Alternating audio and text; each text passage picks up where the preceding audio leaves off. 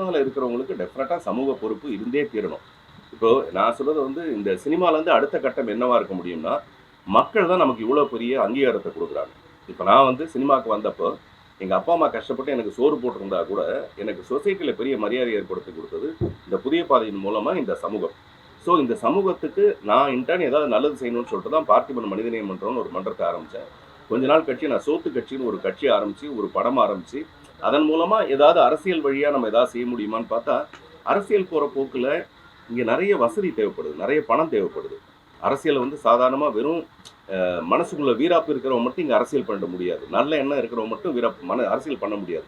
அது அரசியல்ங்கிறது வேற ஒரு பெரிய களம். அது உங்களுக்கு யாருக்கும் புரியாதுன்னு சொல்லிட்டே புதைச்சு வச்சிருக்கோம். அப்படிப்பட்ட நேரத்துல தான் மக்கள் தலைவர் எம்ஜிஆர் இங்க வந்தாரு. அப்படிப்பட்ட இது யாருமே கண்டுபிடிக்க முடியாதுன்ற ஒரு நேரத்துல தான் அவர் ஒரு வீரியமா வெளியில வந்தார்.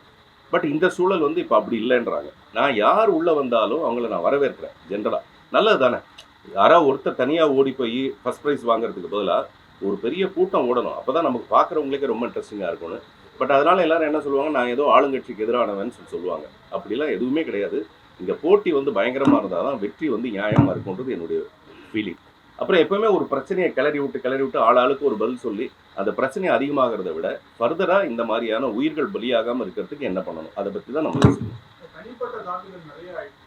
சமீப காலமா நடிகர்கள் மேல அரசியல் பேசுறது அதை பத்தி அரெஸ்ட் பண்றாங்க. நீங்க நான் சாதாரணமா ஏதாவது ஒரு போஸ்ட் நான் ரெகுலரா சோஷியல் மீடியால எல்லாத்துக்கும் ஒரு பதில் போடுறேன். போடும்போது கீழே கெட்ட கெட்ட வார்த்தையில அவங்க ரியாக்ட் பண்றாங்களா, அது பார்க்கும்போது நமக்கு கோவம் வருது. சட்டையை பிடிச்சிட யாரா நீ நாயை வெளில வாடா, உனக்கு முகம்னு ஒன்று இருந்தால் வெளில வாடா பார்க்கலான்னு சொல்லலான்னு தோணுது. பட் அவனுக்கு முகமே கிடையாது, அவன் யாரோ ஒருத்தன். ஆனால் அது நம்மளை வந்து இரிட்டேட் பண்ணுது, அல்லது நம்மளுடைய வேகத்தை வந்து அது குறைக்குது. நம்ம நல்ல விஷயத்தை சொல்ல வரும்போது அது டெஃபினட்டாக குறைக்குது. பட் இதுக்கு வந்து வேற ஏதாவது ஒரு வகையில் போலீஸ் சைடில் இதுக்கெல்லாம் ஒரு நான் கொஞ்ச நாளைக்கு முன்னாடி கூட சொன்னேன், இவர் இறந்து விட்டார், அவர் இறைவனோடு சேர்ந்து விட்டார் சொல்லிட்டு அந்த கேஸ் நான் போட்டிருக்கேனே தவிர இது வரைக்கும் அதுக்கான எந்த பதிலுமே வரல. ஸோ அதனால் நீங்கள் தான் உங்கள் கையில் தான் அந்த பவர் இருக்குது. உங்களை சுற்றி நடக்கிற ஏதோ ஒரு கூட்டத்தில் இருந்தால் அந்த மாதிரியான விஷயங்கள் வருதுன்னா அதை நீங்களா ஒரு மேடை போட்டு ஏதாவது தவிர்க்க முடியுமான்னு பார்க்கணும்.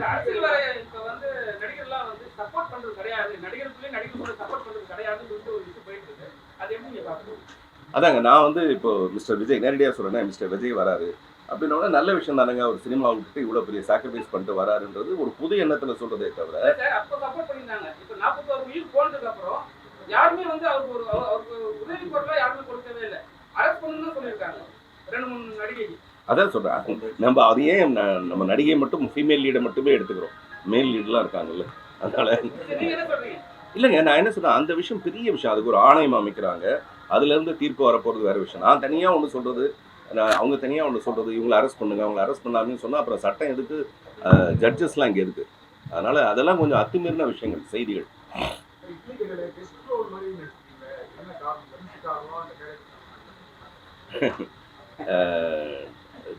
மௌனம் வந்து ஒரு சிறந்த மொழி. மௌனத்தை வந்து நம்ம எப்பெல்லாம் கடைப்பிடிக்கலாம்னா, 41 மரணங்கள் ஏற்படும் போது கூட நம்ம மௌனத்தை கடைப்பிடிக்கிற அளவுக்கு ஒரு மோசமான சூழலில் தான் நம்ம வாழ்க்கை இருக்குது. சோஷியல் லெவல் வந்து அங்கே தான் இருக்குது. அதை வந்து நம்ம தவிர்க்க முடியாமல் சில காரணங்களுக்காக இதில் எது சரி தப்பு அதில் ஆராயறதுக்கு வேற ஒரு பெரிய குழு இருக்கிறதுனால மேற்கொண்டு இந்த மாதிரியான பலி ஏற்படாமல் இருக்கிறதுக்கு அது அலட்சியமோ அஜாக்கிரதையோ அல்லது சதியோ சூழ்ச்சியோ அது எதுவாக இருந்தாலும் அந்த பிரச்சனைக்குள்ளே போகாமல் இந்த பாதிக்கப்பட்ட மக்களுக்கு மேலும் மேலும் ஏதாவது ஒரு பிரச்சனை பாதிப்புள்ளாகிற மாதிரியான ஒரு சூழ்நிலை வராமல் இருக்கிறதுக்கு என்ன செய்யணுமோ தெரியாது. அதுக்கு இந்த காந்தி ஜெயந்தி அன்றைக்கி காந்தியை வேண்டிக்குவோம்.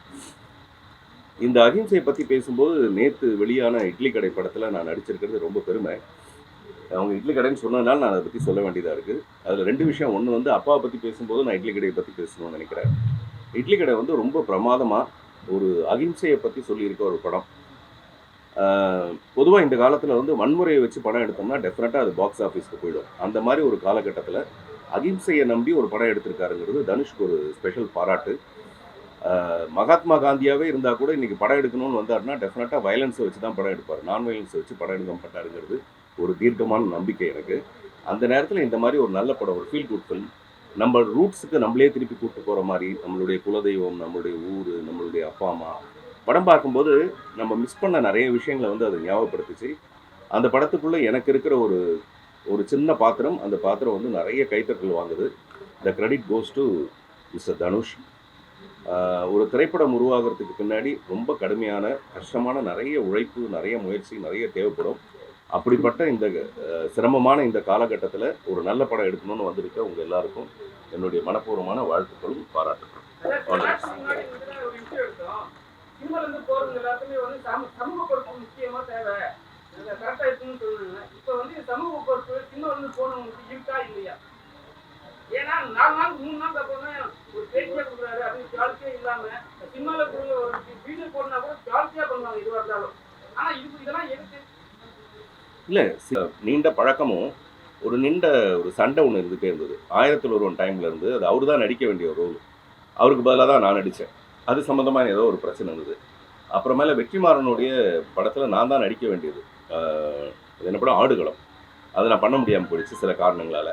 இப்படி எங்கள் 2 பேருக்குள்ள நிறைய உரசல் ஒன்று இருந்துகிட்டே இருந்தது. அப்புறம் சூதாடின்னு ஒரு படம் வெற்றிமாறன் ஆரம்பித்தார். அது ஒரு 5 நாள் ஷூட்டிங்கோடு நின்று போச்சு. இது ஏன்னு எனக்கு தெரியல. இது எல்லாத்தையும் ஈடுகட்டுறதுக்காக இந்த தடவை தனுஷ் வந்து இந்த படத்தை நீங்கள் நடிகன்னு கேட்ட உடனே நான் டெஃபினட்டாக என்ன கேரக்டர்னு கேட்டேன். அது ரொம்ப சின்ன கேரக்டர் தான். ஆனால் சின்ன கேரக்டரில் ஒரு சின்ன ட்விஸ்ட் ஒன்று இருந்தது. இப்போ நான் வாழ வைப்பேன்னு ஒரு படத்தில் ரஜினி சார் வந்து ஒரு 5-6 சீன் வந்தாலும் கிளாப்ஸ் வாங்கிட்டு போடுவார். நான் எப்போவுமே அதை எதிர்பார்ப்பேன். அந்த விஷயம் வந்து அதுக்குள்ளே இருந்தது.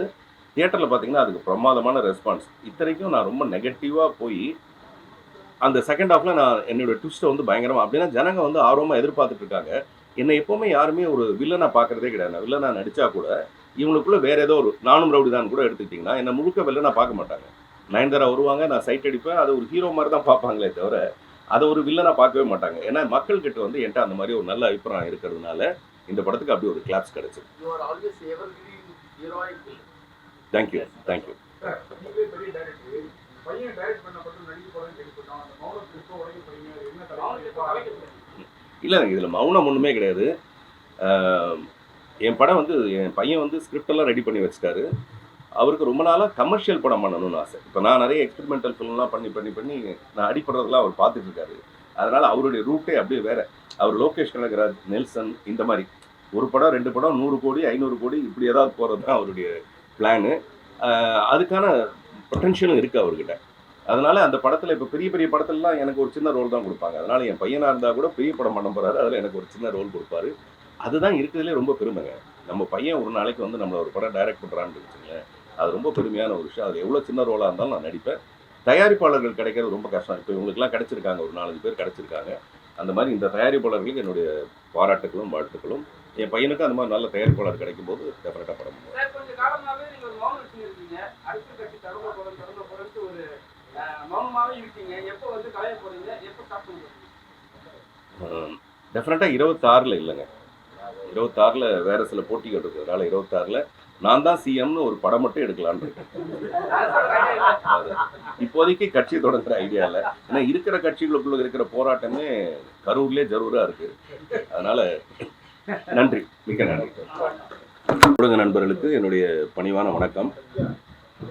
இத்தனை மைக்குக்கு நடுவில் இந்த ரோஜா பூ மட்டும் மௌனமாக இருக்கு இல்லையா, அந்த மாதிரி நானும் இந்த மேடையில் மௌனமாக தான் இருக்கணும். ஏன்னா இந்த படத்தை பற்றி எனக்கு பெருசாக எதுவுமே தெரியாது.